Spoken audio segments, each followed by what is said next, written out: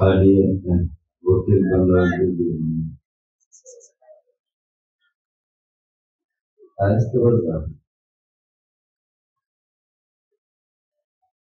न्यायदेवता न्याय करते हे मी पहिल्यापासून सांगितलं आहे. या देशातला या राज्यातला गरिबाचा शेवटचा आधार कोण असेल तर ती न्यायदेवता.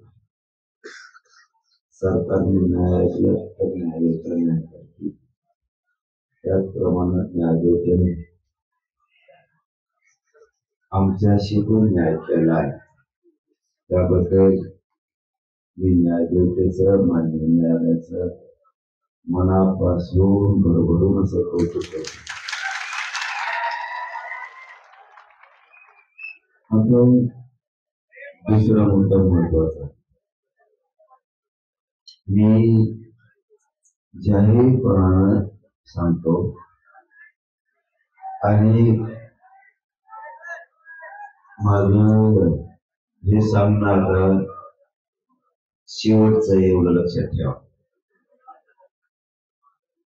ज्या रोडवर गाड्या आहेत त्या तुम्ही मैदानात नेऊन लावा, हे माझं तुम्हाला शेवटचं सांगणं. आणि तुम्ही सुद्धा मैदानावर झोपा, हे सुद्धा माझं तुम्हाला शेवटचं सांगणं आहे. आपल्याला न्यायदेवतेचं न्यायालयाचं नियमाचं पालन करायचंय. इथं बाजूला 200 मीटरवर कॉर्नर मैदान म्हणून आपल्याला ते खुलं करून दिलं. जेवढ्या गाड्या मुंबईकरात त्या पुऱ्या गाड्या तुम्ही मैदानावर लावा, मैदानावर झोपा, हे मला तुम्हाला शेवटचं सांगायचं.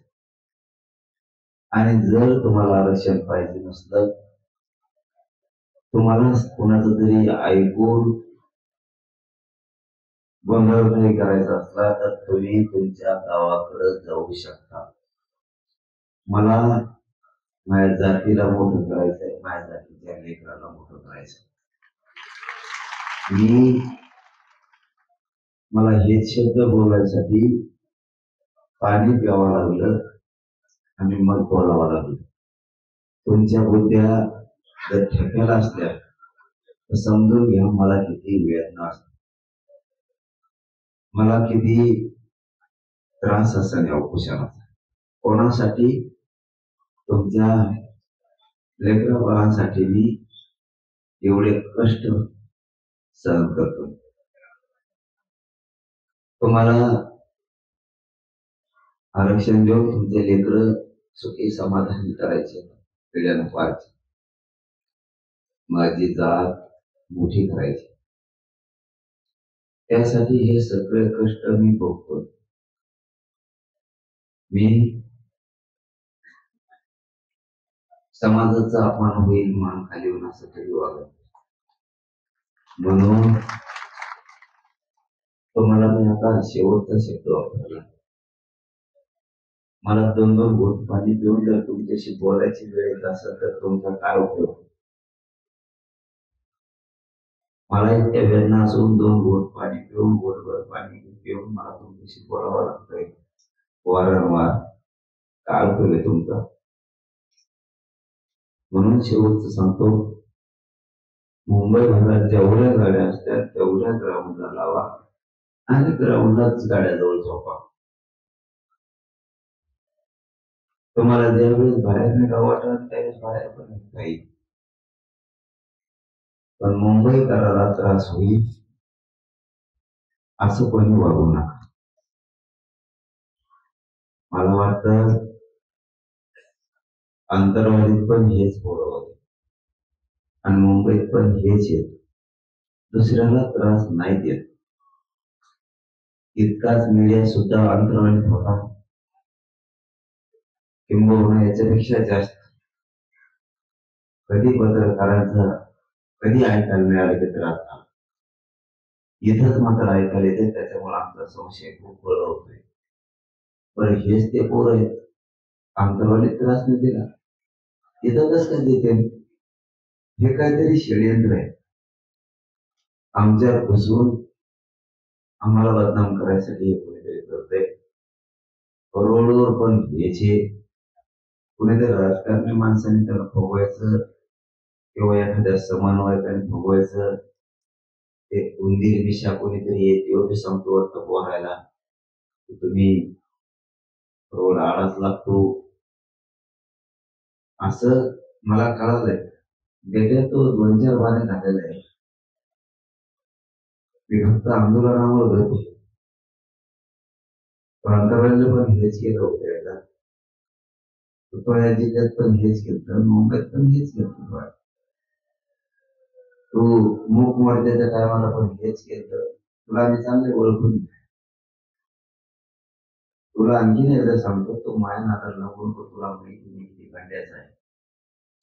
मी जर मागा लागलो तो खोटा उठतो पुरा. असे चाळे करू नको. तुला घरी जाऊ, कारण इथे माझ्या जातीच्या आयुष्याचा प्रश्न. माझी जात मला पुढे न्यायची आणि तुला नेत्याचं पायापासून सगळं चाटायचं. तुला अशी सवय पैशावर कसा मोठा झालेला आहे तो किती बिघडली होता हे सगळं माहिती. आणि तुला चांगलं माहिती मी किती नमुना आहे. सावध होय. माझं समाजाचं पोराला सांगणं आहे. मी सांगितलं तेवढं करा. मला डबल बोलायला लावू नका. सगळ्यांनी ग्राउंडवर गाड्या घ्या. निवांत ग्राउंडवर झोपा. तिथं जेवणाचं अख्खी मुंबई जेवण इतकं जेवायला आणायला लागले माझे खेड्यातले गरीब मराठी तुमच्यासाठी. आपण आपल्याला त्रास आपण कमी नाही. आपण एकट्या मराठीची 5 ते 6 राज्य एवढी ताकद एकट्या मराठीची. म्हणून आपल्याला तुला त्रास झाला तर लोक टेम्पो ट्रक आणि कॅन्टर भरून आपल्या पाठवायला लागले मुंबईला. त्याच्यामुळे तुम्ही ग्राउंडवर जा. मला माहिती आहे तुम्हाला माया आहे म्हणून एखाद्या तुम्ही तसं करत घ्या. तर न्यायालयाच्या सगळ्या नियमाचं पालन करायचं हे समजून घ्या. आणि मुंबईकराला त्रास होता कामा नाही समजून घ्या. तुम्ही काय लांब गेले का? ग्राउंडवर गाड्या लावायचं पण ग्राउंडवर झोपायचं नसताच मैदानला यायचं. किती सोपं आहे. वेळची वेळेला बघू ना. तुम्ही शांत राहा एवढंच माझं म्हणणं आहे. तुम्ही शांत राहा आणि ज्यांना ऐकायचंच नाही ना तो गावाकडे गेला तरी चाल. मी बघतो कसं आरक्षण द्यायचं माझ्या जाती. मी गेलो तरी इथून उठत नाही. ज्याला यायचं त्याला येऊ दे. सरकार येऊ दे, गोळ्या घेऊन येऊ दे, बंदूक घेऊन येऊ दे, त्याला काय घेऊन यायचं. मी बाजार मारायला तयार आहे तुमच्यासाठी. फक्त तुम्हाला सांगितलं तेवढं तुम्ही करा. आजपासून पुन्हा तुम्हाला शेवटची विनंती, इतक्या स्पीडने गाड्या काढून ग्राउंडला नेऊन लावा की मराठ्याचा गर्व वाटला पाहिजे. मराठ्याला पोरा असावा असे. तिथं जवळच आझाद मैदानाच्या बाजूला पुढे मला माहित नाही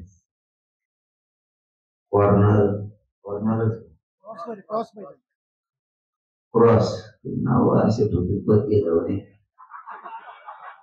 एकदा कॉर्नर म्हणते एकदा क्रॉस म्हणते एकदा काही म्हणते. हातात नाव जर क्रॉस मैदान कुठेतरी तिथं गाड्या जाऊन लावा झोपा. जिथं जिथं मैदान असतील तिथं लावा. कमी पडलं तर सरकार आणि पोलीस म्हणले त्यांना आणखी मैदान मोठं करून देतो. मग आता तुम्ही गपचीप मला उद्या ऐकायला सुद्धा नाही पाहिजे. आज रात्री करून द्या. नाही तर बाबा मी जो पोराची टीम पाठवी आणि तो बापाला नाही गावाकडे फोन करत या दलिंदरला तिकडे घेऊन जा म्हणून पक्षाची अवलाद हे ध्यानात ठेव. म्हणून आता सगळ्यांनी ग्राउंडवर जाऊन झोपा. कोणीही रोडवर गाड्या ठेवू नका. मला जात जिंकायची. तुमच्यामुळं माझी जात हरवू नये त्याच्या पुढे तुम्हाला आता बोलत नाही.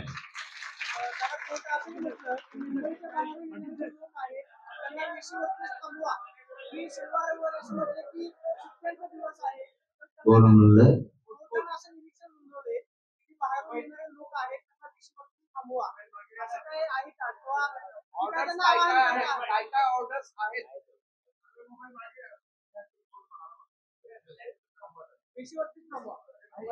मी सांगितलं तुम्हाला न्याय देवता मी तुम्हाला अंतर्वेळेत होतो 10 दिवसापूर्वी गरिबांचा आधार न्याय देवता.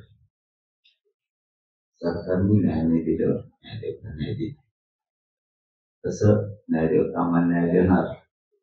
न्याय देवतेचं बाहेर राहणार मुंबईच्या बाहेर गाड्या असं म्हणू शकत नाही का. तुम्ही या पण शांततेत गाड्या लावा, तुम्ही शांततेत तिथं बसा. हे न्यायदेवता म्हणू शकतो. आपण न्यायदेवता म्हणू शकत नाही.